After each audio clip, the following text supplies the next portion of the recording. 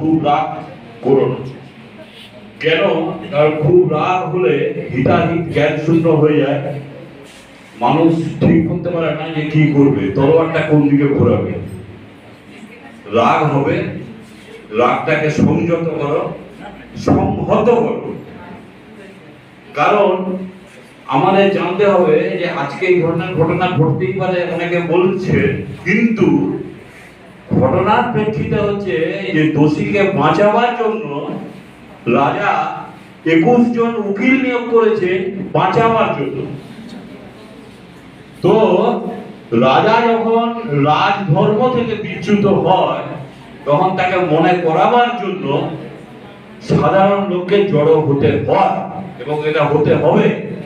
20 দিন না হলে 200 দিন চলতে হবে। সেই জন্য রাগকে সংহত করতে হবে। একদিন দুদিনে কোনো ফ্যান্সি শো বা শো নয়। অতএব সংযত হন, সংহত হন। আর একটা কথা বলে দিই যে দেখুন, মহাভারতের সময় যখন দ্রৌপদীর বস্ত্রহরণ হচ্ছিল, সামনে দাঁড়িয়ে দেখছিল দুঃশাসন কৃপাচার্য, উনি শিক্ষক।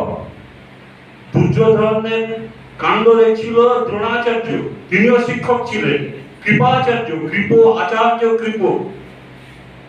তো কেমন শিক্ষা দিয়েছিল? তখন ঠাকিয়ে যদি চড়া মাত্র বস বলতে পারেনি।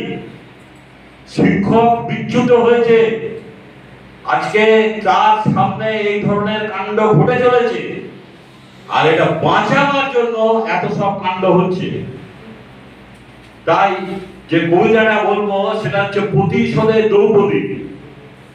দ্রৌপদী, তোমার খোলা চুলে রক্ত বেঁধে নাও, দুঃশাসনের রক্ত নেমে আসুক তোমার খোলা চুল বেয়ে। লেলিহান লাল চুলের অগ্নিশিখা ছড়িয়ে যাক তোমার এলো চুলে, আগুনের মতো তা ছড়িয়ে যাক দিক বিদিক। দ্রৌপদী, তুমি খোলা চুলে রক্ত মেখে নাও। দ্রৌপদী, তোমার হাতে তুলে নাও গদা, রথে ওঠো কাঁধে নিয়ে গান্ডি। পাণ্ডবেরা তোমার পাশে নেই আজ, ওই ক্লীবলিঙ্গ গুলো সিংহাসনের খুঁটিতে বাঁধা। মাথা ঝুঁকে গেছে, নুয়ে গেছে সিদ্ধারা, তোমাকে লড়তে হবে একা। সিঁদুরে, বোরখায়, আংটিতে তুমি শৃঙ্খলিত, প্রতিটি পদে শাসিত তুমি দুঃশাসনের হাতে। একবার সাজবিহীন হয়ে নারী হয়ে ওঠো, কুরুক্ষেত্র রক্তাক্ত হোক শেষ পুরুষের রক্তে। বিনা প্রসাধনে সেই প্রান্তরে দাঁড়িয়ে খুঁজে নিও মনের সেই সহযোদ্ধাকে। পাথর আশা ছেড়ে দাও দ্রৌপদী, দুর্যোধনের সাথে সরায় মর্ত সে। তোমার হাতিয়ার তুলে নাও, পরামর্শ দেবার কেউ নাই বাধা। তোমার তরবারি থাক তোমার পাশে, রক্ত চুলে কৃপান হাতে রথে ওঠো দ্রৌপদী।